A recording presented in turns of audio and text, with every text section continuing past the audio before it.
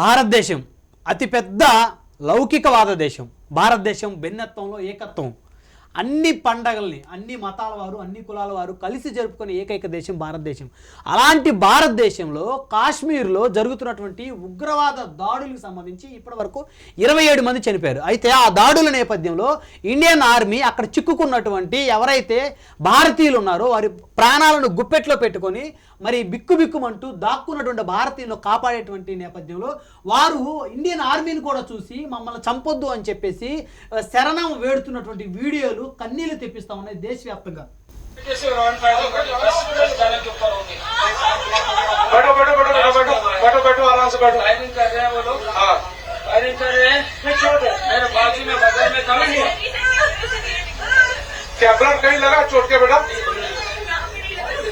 अच्छा ठीक ठीक बैठो मैं पट्टी करता हूँ आपको। अरे नहीं नहीं नहीं नहीं हम लोग हम लोग फौज है हम लोग बैठो बैठो हम लोग फौज बैठो बैठो अरे हम लोग फौजी हैं आपकी सेफ्टी के लिए आए हो आपकी सेफ्टी के लिए आए हैं बैठो बैठो बैठो बैठो आपकी सेफ्टी के लिए आए हैं हम इंडियन आर्मी है बैठो आप लोग कहाँ से आए हो कहाँ से आए आप लोग సరే ఏం సార్ ఈ దుర్మార్గం ఇండియన్ ఆర్మీ మేము అని వారు చెప్తున్నా కూడా వారు ఆ విధంగా దయచేసి మమ్మల్ని చంపొద్దు మా పిల్లల్ని చంపొద్దు అని ఏడుస్తున్నటువంటి ఈ దుర్ఘటనలో ఇంత అభివృద్ధి చెందుతున్నటువంటి ఈ ప్రపంచంలో టెక్నాలజీ ఈ విధంగా డెవలప్ అవుతున్నటువంటి ఈ ప్రపంచంలో ఇంత దుర్మార్గం ఇంకా ఎన్ని సంవత్సరాలు? ఉగ్రవాదులు ఇండియన్ ఆర్మీ బట్టలు వేసుకుని డ్రెస్ వేసుకుని వస్తే ఆల్రెడీ భర్తల్ని బిడ్డల్ని ఇంట్లో అన్నల్ని తమ్ముల్ని కోల్పోయిన 27 మంది కుటుంబాలు వేదన వాళ్ళ అనుమానం అలాగే ఉంటుంది. హమ్ లోగ్ ఫౌజీ హే మేం సైనికులం వీఆర్ ఇండియన్ ఆర్మీ అని వీళ్ళు అసర్టైన్ చేసుకుని చెప్పుకునే ఒక పరిస్థితి. ఎందుకంటే వాళ్ళు వచ్చింది ఆర్మీ దుస్తులు వేసుకుని వచ్చారు. వాళ్ళు ఉగ్రవాదులు ఇండియన్ ఆర్మీ దుస్తులు వేసుకుని వచ్చారు. 7 వచ్చి అక్కడి నుంచి నేను ఇందాక కాశ్మీర్ జర్నలిస్టు ఒక మహిళా జర్నలిస్ట్ ఉన్నారు, చాలా సీనియర్ మోస్ట్ జర్నలిస్ట్, 3 సార్లు ఆవిడ మీద ఉగ్రదాడి జరిగింది, తప్పించుకున్నారు ఆవిడ, ఫర్జానా ముంతాజ్ గారని. వారితో మాట్లాడుతుంటే వారు చెప్పింది ఏంటంటే వీళ్ళు అక్కడి నుంచి కాల్పులు జరిపి ఒక బైక్ మీద వచ్చారు. ఓకే, కాల్పులు జరిపి 7 కిలోమీటర్ల అవతల పహల్గామ్కి 7 కిలోమీటర్ల అవతల నుంచి అడవి ఉంది, ఆ అడవిలోకి వెళ్ళిపోయారు. అక్కడి నుంచి 170 కిలోమీటర్లు దాటితే వాళ్ళు పీఓకలోకి వెళ్ళిపోతారు, పాక్ ఆక్యుపైడ్ కాశ్మీర్లోకి. కానీ 170 కిలోమీటర్ల పొడవున ఆర్మీ పోస్టులు ఉన్నాయి. సో వాళ్ళు ఈ పాటికి చిక్కే ఉంటారు, చచ్చిపోయే ఉంటారు అనేది జనాలు బలంగా నమ్ముతున్నది. వాళ్ళు చచ్చిపోవడానికే వచ్చారు. ఎందుకంటే వాళ్ళకి అప్పచెప్పే మిషన్స్ ఎట్లా ఉంటాయంటే వాళ్ళకి ట్రైన్ చేసి పంపించే ఐఎస్ఐ ట్రైన్ చేసి పంపిస్తుంది వాళ్ళని.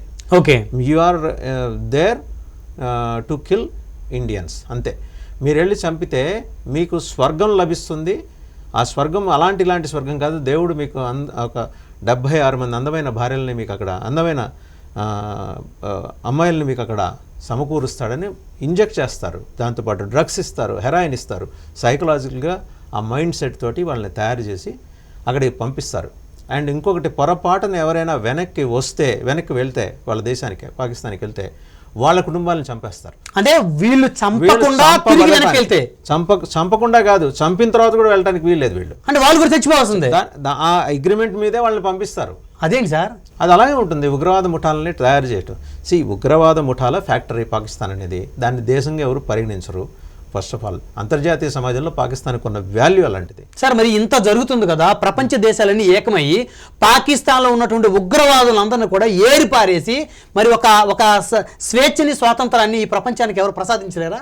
ప్రయత్నాలు ఎప్పటి నుంచో జరుగుతున్నాయి. ఓవర్ పీరియడ్ ఆఫ్ టైం ఇది ఓవర్ నైట్ అయితే జరిగేది కాదు కదా. మీకు ట్రంప్ అడ్మినిస్ట్రేషన్ చూడండి, వాళ్ళు ఏం చేస్తున్నాడు, ఆయన ఆ దేశంలో ఉన్న ఉగ్రవాద మూకల్ని, తీవ్రవాద మూకల్ని, ఈ డ్రగ్స్ బ్యాచ్ని, వాళ్ళు ఎక్కడెక్కడి నుంచి వచ్చి అక్రమంగా ఉంటున్నారో వాళ్ళందరినీ స్పెషల్ ఫ్లైట్స్ వేసి, ప్రత్యేకించి Spanish, Latin American, El Salvador, Nicaragua ఇక్కడి నుంచి వచ్చిన వాళ్ళందరినీ, అంటే ఇల్లీగల్గా ఉంటున్న వాళ్ళని ఐడెంటిఫై చేసి స్పెషల్ ఫ్లైట్స్ వేసి కొన్ని ఆఫ్రికన్ దేశాలకు పంపించేసి అక్కడ జైలు కట్టించి అందులో ఉంచుతున్నారు. ఎందుకు జైలు కట్టియటం, వీళ్ళని అందులో తోసేసి ఆ మెయింటెనెన్స్ అంతా అమెరికా భరిస్తుంది. మా దేశంలో ఇలాంటి దరిద్రం ఉండకూడదు అనుకున్నాడు ఆయన. సో వీళ్ళని వదిలేస్తే మళ్ళీ వేరే దేశంలో ఎవరో ఒకరు చంపేస్తారు కాబట్టి వీళ్ళని బతికినంత జైల్లో పడేద్దాం. ఇప్పుడు మీకు బ్రిటిషర్స్ టైంలో మాండలే జైలు ఉండేది. మాండలే జైల్లో లోకమాన్య బాలగంగాధర తిలక్ ఆయన ఎంత దుర్మార్గంగా జైల్లో బంధించారు. ఆ కన్ఫైన్మెంట్ సెల్స్ ఉంటాయి. అంటే మన ఇద్దరం నుంచున్నపాటి ఆ స్థలంలో ఒక ఖైదీ ఉంటాడు. మనకి రెండింతల ఎత్తులో అది ఉంటుంది. మీరు అసలు ఏ రకంగానూ దాని నుంచి దూకి బయటికి పారు. ఒక కంత ఉంటుంది, ఆ కంతలోంచి ఆహారం అందిస్తారు, ఆహారం ఇస్తారు, అదేం లేదు. ఓకే, మీకు అందులోనే వాష్రూము, అందులోనే భోజనశాల, అందులోనే నిద్రపోవాలి, ఎటువంటి సౌకర్యాలు ఉండవు. అలాంటి జైల్స్ని తయారు చేయించి అందులో పెట్టిస్తున్నాడు ఆయన, వీళ్ళని పంపిస్తున్నాడు. Illegal immigrants, those who are into crimes. మరి ఏది నేరాలకి, డ్రగ్స్ అమ్మిన నేరము, లేకపోతే దొంగతనాలు, అమెరికా చట్టాల్లో ఏవైతే నేరాలను పరిగణింపబడతాయో ఆ నేరాలకి పాల్పడిన అక్రమంగా నివసిస్తున్న వాళ్ళని సార్ మరి ఇంత దారుణంగా చంపిన వాళ్ళ పరిస్థితి ఏంటి సార్? లిఫ్ట్ చేయాలి, లిఫ్ట్ చేసి భారతదేశం కూడా ఆ మోడల్ పెట్టాలి. బట్ మనకున్న ఆర్థిక పరిస్థితి ఏంటి? వీళ్ళ కోసం మనం జైలు కట్టించి వేరే దేశాలతో ఒప్పందాలు చేసుకొని వీళ్ళని స్పెషల్ ఫ్లైట్స్లో ఇలా బేడీలు వేయించి పంపించాలి. వాళ్ళు ఇల్లీగల్ ఇమిగ్రెంట్స్. నాకు తెలిసి నాకున్న సమాచారం ఏంటంటే ఈ పాటికి ఆ 7గురిని ఇండియన్ ఆర్మీ చంపేసి ఉంటుంది, ఎన్కౌంటర్ చేసి ఉంటారు గ్యారంటీగా. మరి ఇంతవరకు న్యూస్ ఎక్కడ బయటికి రాదండి. మీకు దేశ రక్షణకు సంబంధించి కొన్ని రహస్యాలు ఉంటాయండి, కొన్ని ఎత్తుగడలు ఉంటాయండి, కొన్ని వ్యూహాలు ఉంటాయండి. అవి మనకి తెలియాల్సిన అవసరం లేదు. భారత ప్రభుత్వం చూసుకుంటుంది, దేశ రక్షణ శాఖ, రక్షణ యంత్రాంగం చూసుకుంటుంది, మిలిటరీ చూసుకుంటుంది, వాళ్ళు చూసుకుంటారు. వాళ్ళని ఉద్యోగాలు చేసుకొని ఇస్తే చాలు. చాలామంది అంటారు రా ఫెయిల్ అయింది, IB fail, intelligence bureau fail అయింది. ఫెయిల్ ఏం కాల. ఇవాళ వాడు ఇక్కడ దాడి చేస్తాడు అని మనం భావిస్తే వాడు అక్కడ కట్టడి చేస్తే ఇంకో చోట వెళ్తాడు. వాడు ఎవరు ఊహించని వేరే రాష్ట్రానికి వెళ్ళిపోతాడు. నార్త్ ఈస్ట్లో కళ్ళలను సృష్టిస్తాడు, ఓకే, లేకపోతే ఇంకో రాష్ట్రంలో సృష్టిస్తాడు. సో వాడిని మీరు ఆపలేరు, చేయాలనుకున్నారు. కానీ వాళ్ళని ఏంటంటే ఫర్దర్గా వాళ్ళు ఇంకా ఇటువంటివి చేయకుండా ఉండడానికి కావాల్సిన మీకు 30 ఏళ్ళు 35 ఏళ్ళ తర్వాత ఇలాంటి దుర్మార్గమైన ఘటన కాశ్మీర్లో జరిగింది. ఎప్పుడో కాశ్మీర్ పండిట్ల ఊచకోత తర్వాత వెరీ స్ట్రే ఇన్సిడెంట్స్, ఒకళ్ళు ఇద్దరు. మరి ఆ మధ్యలో మీరు ఏకంగా ఆర్మీ జవాన్ల వెహికల్స్ని లేపేసి బ్లాస్ట్ చేసి చంపేశారు. అవును, ఇలాంటి దాడులు జరిగినాయి. బట్ సివిలియన్స్ మీద దాడి చేయడం అనే దాని మీద ఒక సంకేతం పంపించింది లష్కరే తోయిబా. ఏంటంటే మోడీ మీ సివిలియన్స్ కూడా మా టార్గెటే, మీ ఆర్మీయే కాదు మీ దేశ పౌరులు కూడా మాకు టార్గెటే అని. మీరు జాగ్రత్తగా గమనిస్తే ఏప్రిల్ 17న Pakistan army chief general Munir ఒక స్టేట్మెంట్ ఇచ్చాడు. ఇస్తూ కాశ్మీర్ అనేది ఒక వ్యక్తి శరీరంలో మెడకున్న నరం లాంటిది, ఆ నరం కోసేస్తే ప్రాణం పోతుంది. ఎవరి ప్రాణం పోతుంది అనే ఉద్దేశం, భారతదేశం ప్రాణం పోతుంది, మేము అది చేస్తున్నాం, ఛాలెంజ్ అన్నాడు. మరి ఇంత జరుగుతున్న మరి ఇండియన్ గవర్నమెంట్ నుంచి ఎలా డాట్స్ కనెక్ట్ చేసుకోవాలి. దానికన్నా ముందు ఈ తహబూర్ హుస్సేన్ రాణాని తీసుకొచ్చారు. అతను ఎవరు? డేవిడ్ హ్యాడ్లీతో కలిసి బొంబాయి 26/11 ప్లాన్ చేసింది, కుట్ర ప్లాన్ చేసింది. వాడు అమెరికాలో, ఆ ఉగ్రవాద అమెరికాలో 52 రాష్ట్రాలుంటే 52 రాష్ట్రాల కోట్ల గుమ్మాలు తొక్కాడు. ప్రతి చోట వాడికి డినయలే. చివరికి అమెరికన్ సుప్రీంకోర్టుకి వెళ్తే సుప్రీంకోర్టు అసలు వాడిని హియరింగ్ కూడా ఇష్టపడలా. అప్పచెప్పేయండి ఇండియా అడుగుతోంది. ఇండియా 26/11కి సంబంధించి అక్యూజ్డ్, నిందితుడు వాడికి. అంటే వాడు అపీల్ ఏంటి? అక్కడ ఇండియాకి వెళ్తే నన్ను చిత్రహింసలు పెడతారు. వాడి వల్ల 100 మంది చనిపోయారు, 1000 కుటుంబాలు ఛిద్రమయ్యాయి, తాజ్ హోటల్ సర్వనాశనం అయింది. మీరు చూసారు ఆ రోడ్ అంతా సర్వనాశనం అయింది. ఇంత అయిన తర్వాత వాడి క్లెయిమ్ ఏంటి? నన్ను చిత్రహింసలు పెడతారు. వాడు చేసింది ఏంటి? ప్రాణాలు తీశాడు. ఇప్పుడు అప్పచెప్పిన తర్వాత అప్పుడే మనకి సిఐఏ నుంచి, సెంట్రల్ ఇంటెలిజెన్స్ ఆఫ్ అమెరికా నుంచి మనకి ఒక హెచ్చరిక వచ్చింది. There is a possibility of terror attack in India.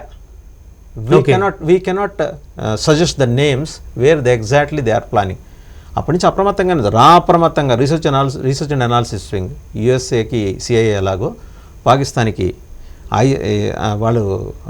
వాళ్ళ ఇంటెలిజెన్స్ వ్యవస్థ ఐఎస్ఐ ఎలాగో మనకి రా దగ్గర సమాచారం ఉంది, ఇంటెలిజెన్స్ బ్యూరో దగ్గర సమాచారం ఉంది.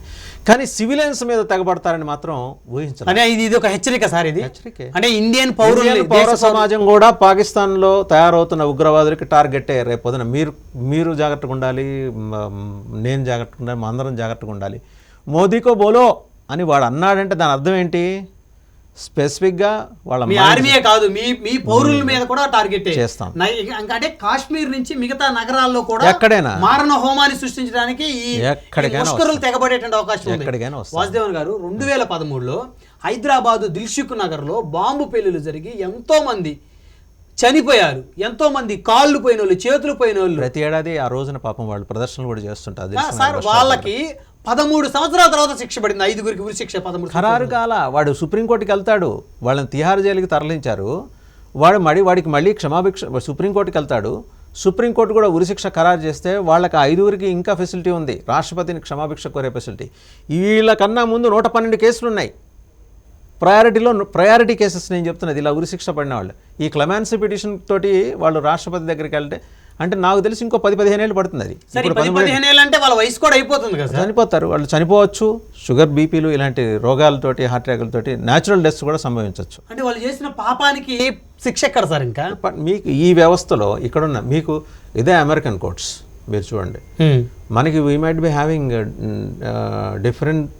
Different opinions over American administration, but వాళ్ళ జ్యుడిషియరీ ఎలా ఉందంటే కీలకమైన కేసు ఈరోజు మార్నింగ్ 8 జడ్జి సమక్షంలోకి వస్తే సాయంత్రానికి వెరడిక్ట్ వచ్చేస్తుంది, తీర్పు వచ్చేస్తుంది.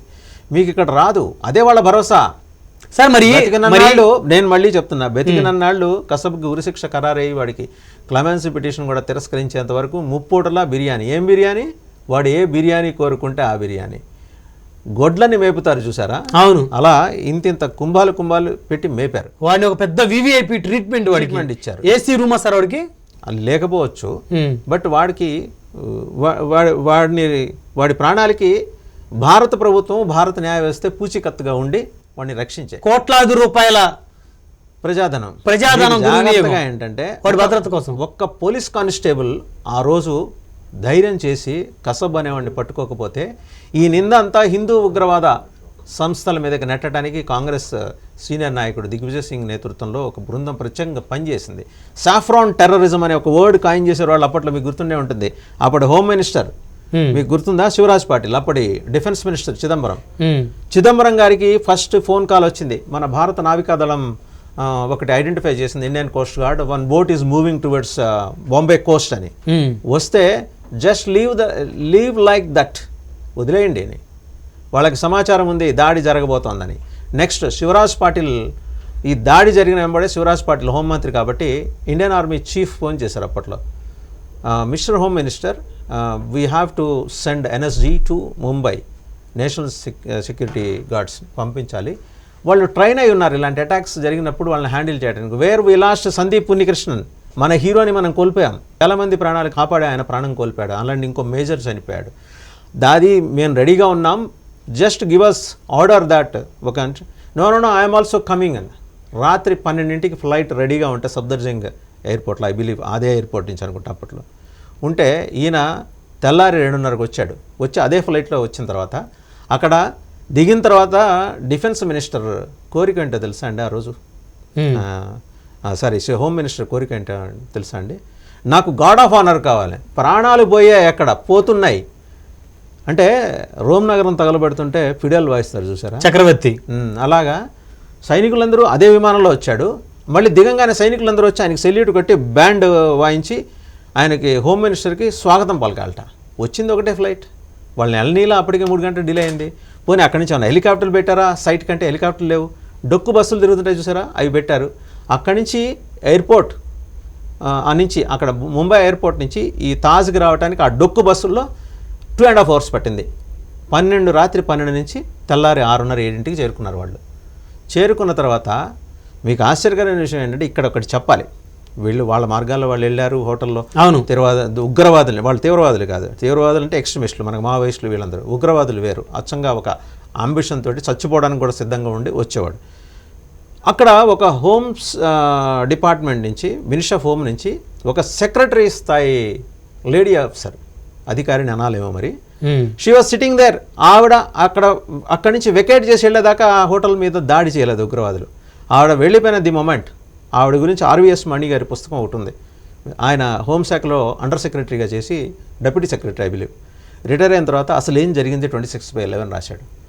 ఒక శివరాజ్ పాటిల్, ఒక చిదంబరం, ఒక లేడీ ఆఫీసర్, ఒక భారత ప్రభుత్వం, ఒక దిగ్విజయ్ సింగ్ ఆ రోజు చేసిన నిర్లక్ష్యం, ఆలస్యం ఇంతమంది ప్రాణాలని పొట్టన పెట్టుకుంటే మహానుభావుడు రతన్ టాటా ఇటీవల దివంగతులయ్యారు. అవును, ఏ లోకంలో ఉన్నాడో ఆయన మహానుభావుడు. తన హోటల్ కారణంగా అక్కడ స్టే చేసిన కారణంగా చనిపోయిన వాళ్ళు, అక్కడ ఆ చుట్టుపక్కల నుంచి వెళ్ళిన హెవీ వెహికల్స్లో ప్రయాణిస్తూ చనిపోయిన వాళ్ళు, అన్ని కుటుంబాలకి దేవుడు మాదిరి సాయం చేసి నిలబడ్డాడు ఆయన.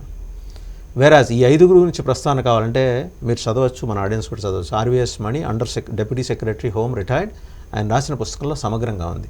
ఈ కుట్రని దురదృష్టం ఇంతవరకు దీని మీద ఇన్వెస్టిగేషను ఎన్డీఏ ప్రభుత్వం చేయలేకపోయింది. ఇది వీళ్ళ ఫెయిల్యూర్. ఏ మాట కామాట మనం మాట్లాడాలి. ధీరుడు, వీరుడు, ధీరోదాత్తుడు అంటే సార్ ఎంతో కొంత మోదీ లాంటి ఒక ఉక్కు మనిషి ఈ దేశానికి ప్రధానమంత్రిగా ఉండటం ఎంతో కొంత సెక్యూర్ కదా సార్. ఇది ఎందుకు ఇన్వెస్టిగేషన్ చేయలేదు? ఏ మొహమాటాలు అడ్డొస్తున్నాయి? జనం అడుగుతున్నారండి. ఇది చిదంబరాన్ని ఎందుకు కాపాడారు? శివరాజ్ పాటిల్ మీరు వీళ్ళు కాపాడక్కర్లా, is no more I believe లేరు అనుకుంటా. శివరాజ్ పాటిల్, చిదంబరం ఉన్నాడు, బతికే ఉన్నాడు, పిలిచి విచారించండి. దిగ్విజయ్ సింగ్ బతికే ఉన్నాడు, పిలిచి విచారించండి.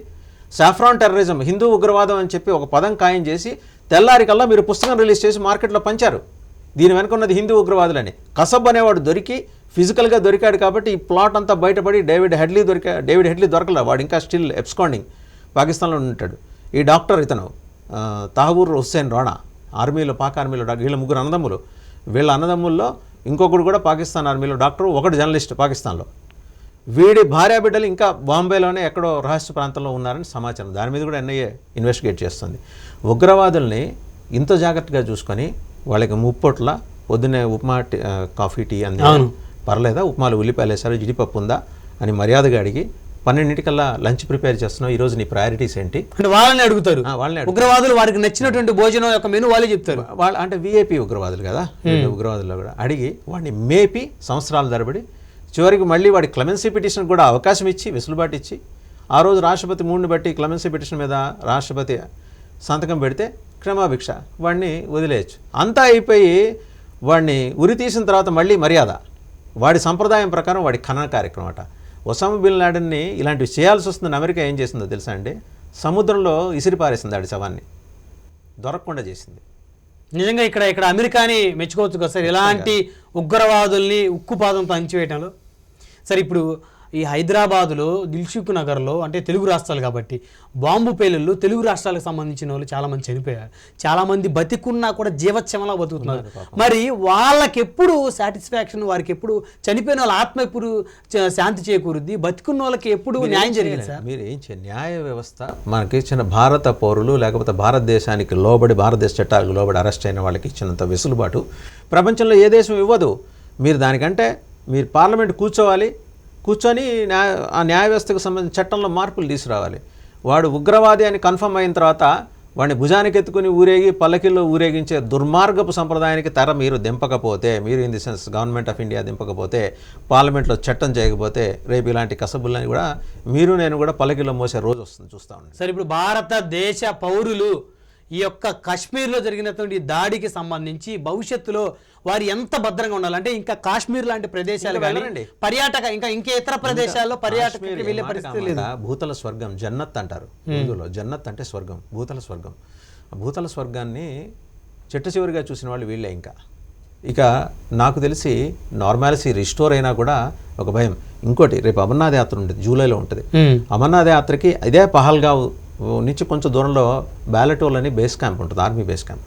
అక్కడ రిజిస్ట్రేషన్ చేయించుకోవాలి, ఆన్లైన్లో కూడా మనం చేసుకోవాలి.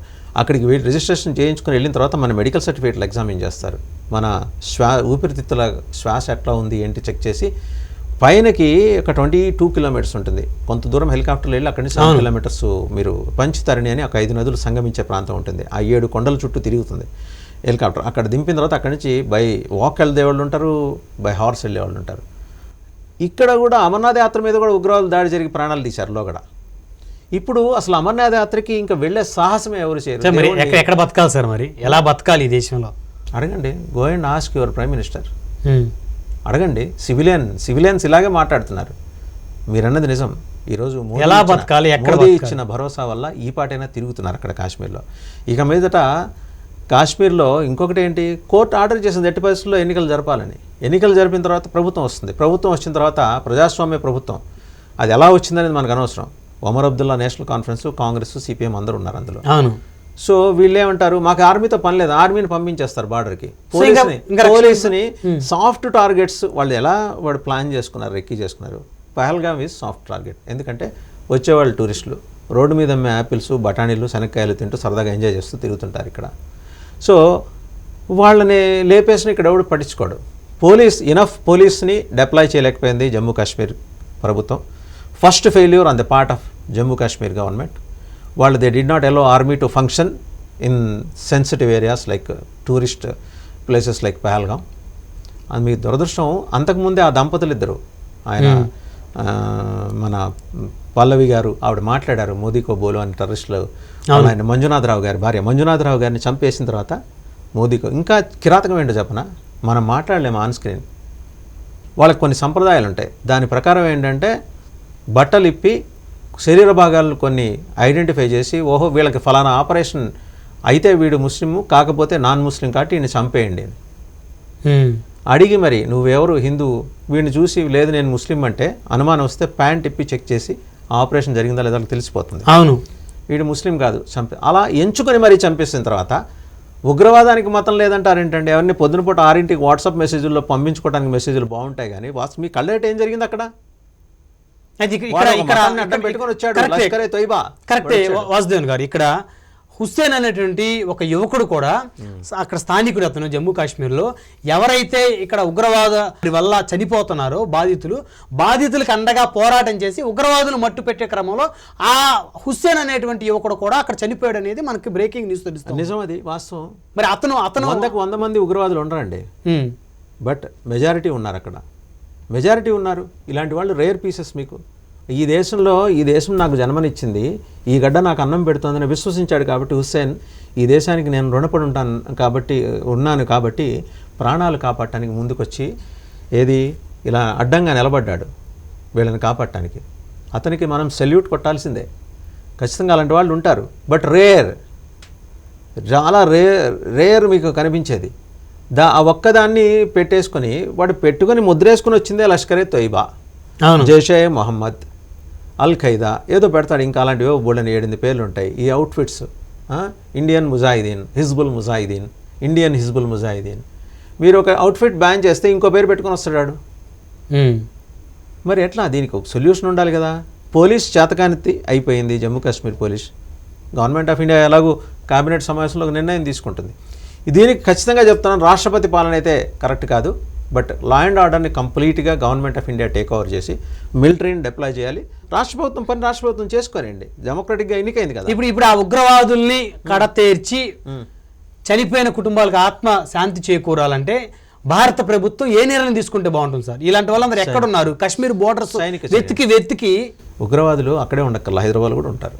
స్లీపర్ సెల్స్ ఉన్నాయి, ఇక్కడ ఉన్నారు స్లీపర్ సెల్స్. మీకు ఆటో రిక్షా నడుపుకునే వాళ్ళ రూపంలో చిన్న తోపుడు బళ్ళు పెట్టుకుని అరటిపళ్ళు కమలా ఫలాలు అమ్ముకునే వాళ్ళ రూపంలో కూడా ఉండొచ్చు.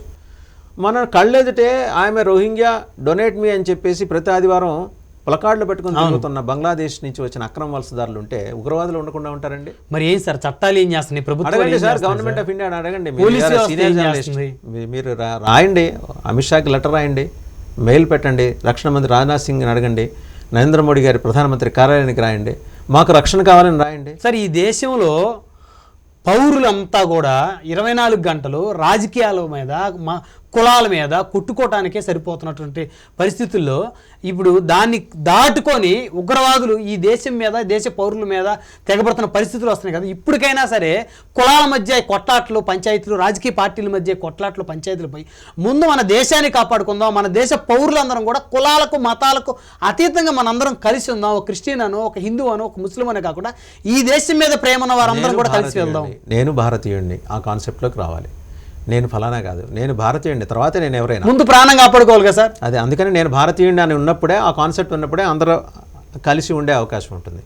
లేదు నేను ఫలానా XYZ సామాజిక వర్గానికి చెందినవాడిని, నేను ఇట్టానే ఉంటానంటే కాశ్మీర్ లాంటి దురదృష్టకర సంఘటనలను చూసి కళ్ళలో నీళ్లు పెట్టుకోవడం ఒక్కటే మనం చేయగలిగింది. Let's hope so. మంచి జరుగుతుందని ఆశిద్దాం. మంచి ప్రభుత్వం ఉంది, మంచి నిర్ణయం తీసుకుంటారు కేబినెట్ మీటింగ్లో. దీనికి ఇంతకింత దాడికి దాడి, కంటికి కన్ను. ఒకటి మాత్రం భారత ప్రభుత్వం వైపు నుంచి మనం ఖచ్చితంగా ఆశించవచ్చు, ఇలా సివిలియన్స్ మీద భారత ప్రభుత్వం ఎప్పుడు దాడి తనంతట తానుగా దిగలేదు, దిగినా కూడా దిగే పరిస్థితి రాదు, దిగినా కూడా సివిలియన్స్ జోలికి వెళ్ళదు. ఆ సంస్కారం, ఆ మర్యాద పాటిస్తుంది. సో ఇప్పటివరకు కాశ్మీర్కి సంబంధించి మిత్రుడు మనం బ్రహ్మనాయుడితో కలిసి చర్చించుకున్న విషయాలన్నీ చూశారు. వాస్తవాలు ఇవి. మతానికి ఉగ్రవాదంతో సంబంధం లేదు. ఏ మతము ఫలానా మేము ఉగ్రవాదానికి బ్రాండ్ అంబాసిడర్స్ అని చెప్పుకోదు. కానీ కాల్చి చంపిన వాళ్ళు మాత్రం నువ్వే మతం అని అడిగి శరీర భాగాలు చెక్ చేసి నిర్ధారించుకుని మరీ చంపుకున్న తర్వాత ఉగ్రవాదానికి మతానికి సంబంధం ఉంటుందా అనే విషయం మీద చర్చించి ఏది వాస్తవమో తెలుసుకోవాలనే వ్యవహారాన్ని ఆడియన్స్ విజ్ఞతకే వదిలేద్దాం. థ్యాంక్ యూ వాసుదేవన్ గారు. దయచేసి దేశ పౌరులందరూ కూడా కులాల పేర్లతోటి రాజకీయ పార్టీల పేర్లతోటి కొట్టుకోకుండా మనమంతా భారతీయులం, భారతదేశ పౌరులు అని చెప్పేసి దేశాన్ని ప్రేమించండి. దయచేసి దేశాన్ని ప్రేమించి దేశ సమగ్రతను కాపాడుకుందాం. ముందు మన ప్రాణాలను కాపాడుకుందాం. రాజకీయ పార్టీల యొక్క వారి యొక్క ఆటలో అరటి పనులాగా దేశ పౌరులు అవ్వద్దు. యువకులంతా కూడా ఏకతాటి మీదకి రావాలి. భారతదేశంలో మెజారిటీ యువకులు ఉన్నటువంటి దేశం ప్రపంచవ్యాప్తంగా భారతదేశం. కాబట్టి కులాల పేర్లతోటి రాజకీయ పార్టీల పేర్లతోటి పంచాయతీలు పక్కన పెట్టి మన ప్రాణాలను కాపాడుకుందాం. ఈరోజు కాశ్మీర్లో మరి పౌరుల మీద జరిగినటువంటి దాడి ఇప్పటి వరకు కూడా వాసుదేవన్ గారు చెప్పినట్టు గతంలో మరి మన ఆర్మీ మీద దాడి జరిగింది, అదేవిధంగా నాయకుల మీద దాడి జరిగింది. మొట్టమొదటిసారి పౌరుల్ని వెతికి మీరు పలాని మతం సంబంధించిన వారా అని చెప్పేసి వెతికి మరి వారిని ఆ విధంగా అత్యంత దారుణంగా చంపిన ఈ ఘటనతో దయచేసి దేశంలో అందరూ కూడా ఏకతాటి మీదకి రావాలి. ముక్త కంఠంతో అందరం కూడా గర్జించాలి. భారతదేశంలో ప్రతి ఒక్కరూ కూడా మరొక ఛత్రపతి శివాజీ లాగా ప్రతి ఒక్కరూ కూడా ముందడుగు వేస్తున్నటువంటి సమయం ఆసన్నమైంది. మన ప్రాణాలు కాపాడుకుందాం. మనతో ఉన్నటువంటి హిందువుల్ని, క్రిస్టియన్స్ని, ముస్లిమ్స్ని, అన్ని మతాల వారిని, దేశం మీద ప్రేమను అందరినీ కలుపుకుందాం. మన ప్రాణాలు కాపాడుకుందాం. జై హింద్.